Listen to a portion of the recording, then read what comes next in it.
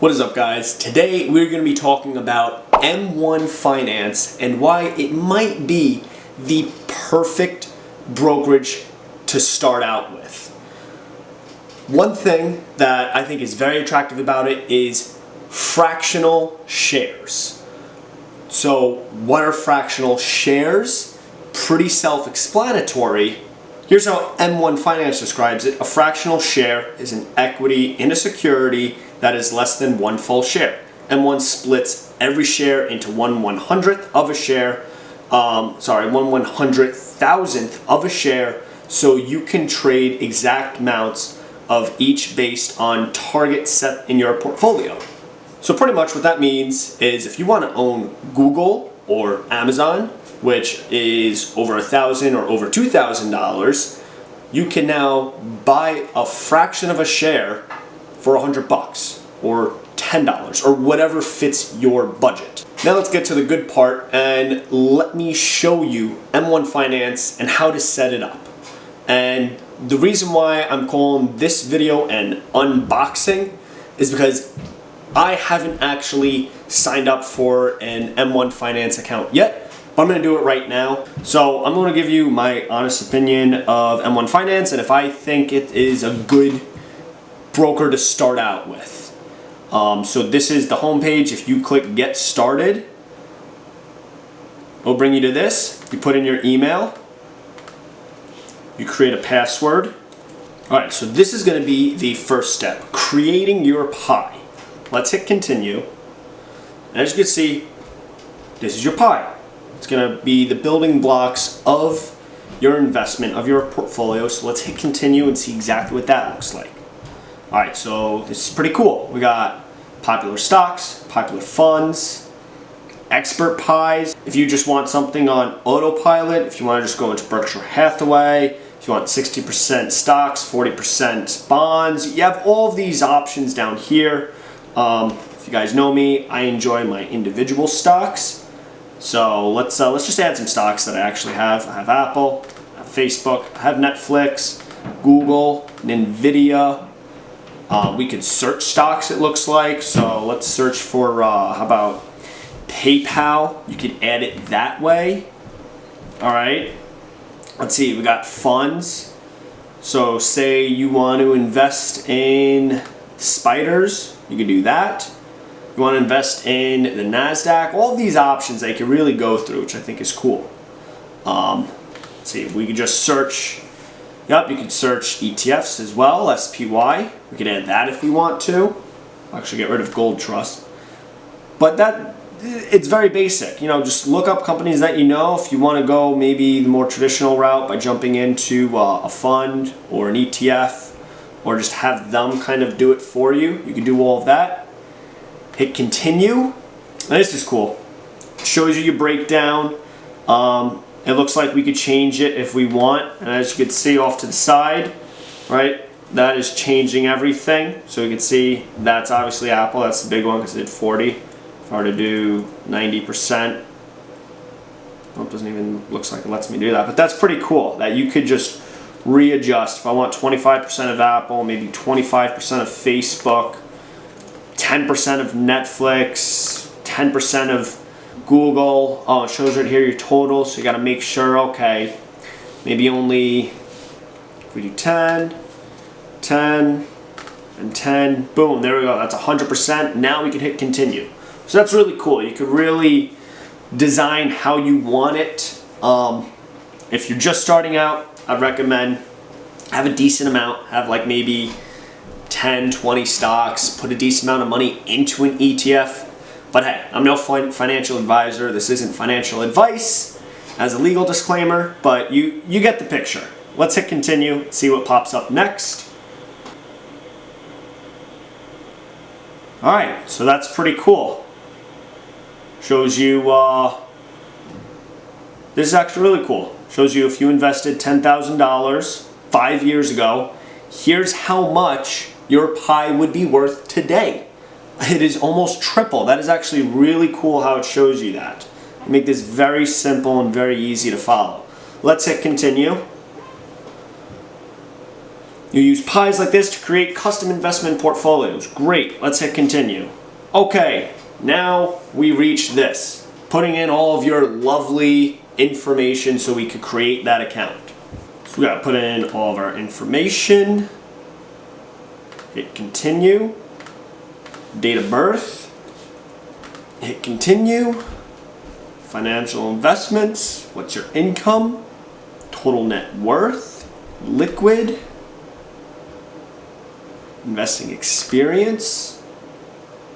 What is your risk tolerance? Investment horizon. How important is liquidity to you? And then how did you hear about us? Now, of course, it's going to ask your social security. Hit continue.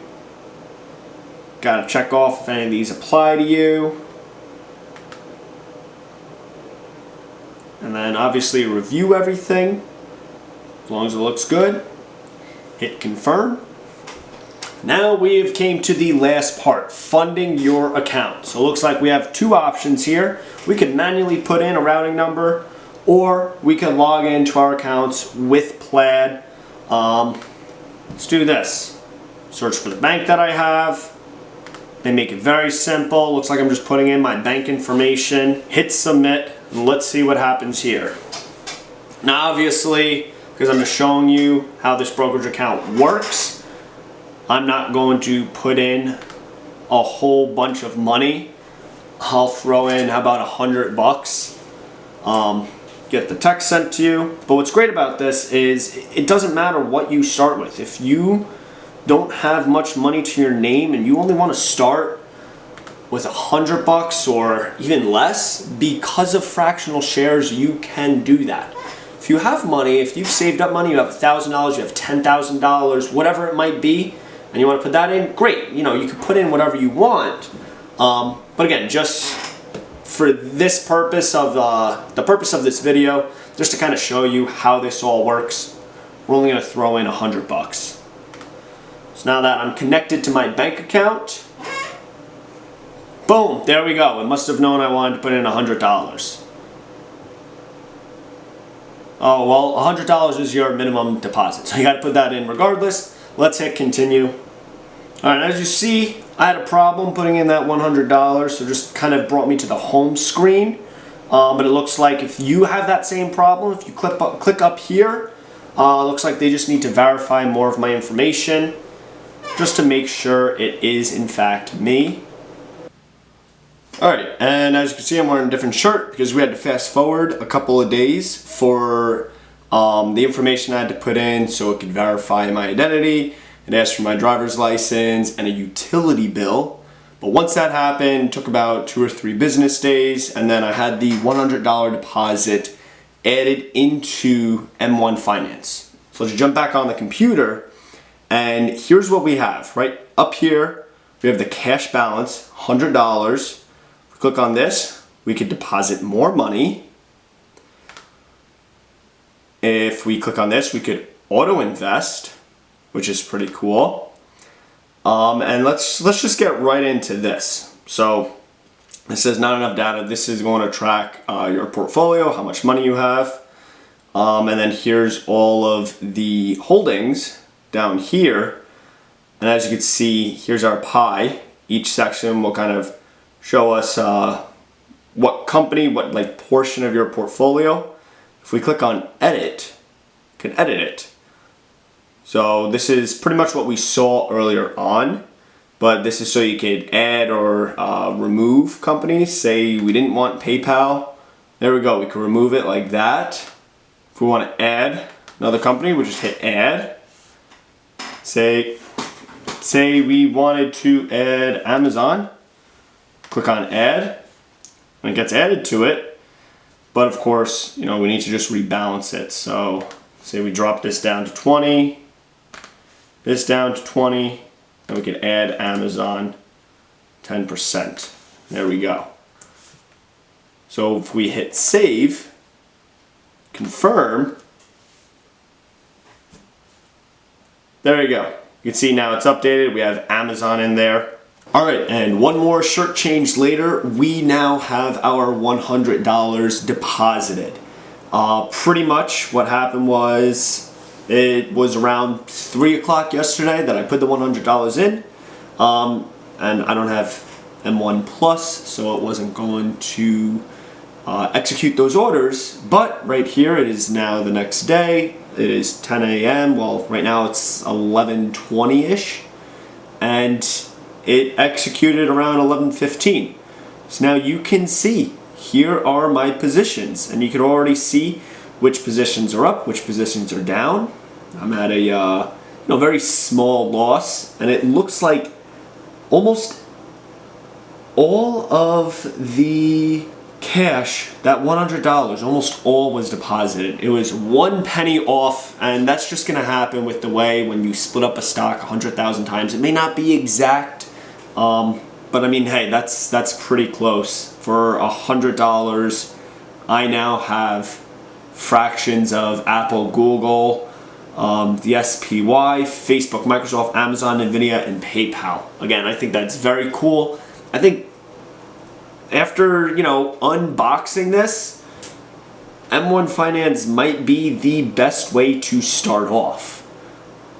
It's a very user-friendly software. As you can see, the mobile app is also very user-friendly.